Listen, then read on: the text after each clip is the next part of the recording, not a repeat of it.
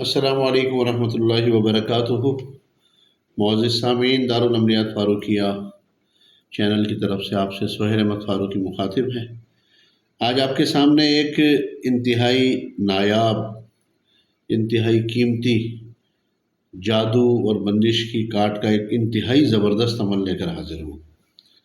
आज़मूदा अमल है, तीर बा हदफ अमल है, और जिन लोगों को ये अमल बतलाया, जिन लोगों पर ये अमल किया, अल्हम्दुलिल्लाह सुम्मा अल्हम्दुलिल्लाह, अल्लाह पाक ने उन्हें शिफा नसीब फरमाई है।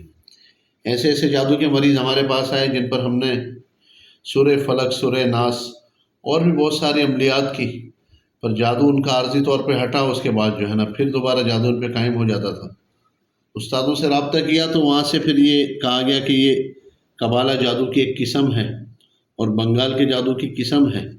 इसके लिए कुरान पाक की एक आयत है, ये आपके सामने मैं मेंशन कर रहा हूँ, ये आप स्क्रीन पर देख सकते हैं।